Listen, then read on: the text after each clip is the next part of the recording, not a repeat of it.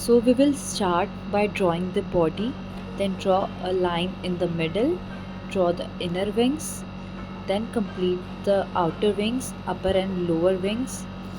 Then we will draw two large petals in each wing, followed by some small petals in each wing. Now let's jump into the detailing part. Draw some small circles and fill in the space. Then fill the small petals with small lines. Now let's add detail in the large petals and fill in the space.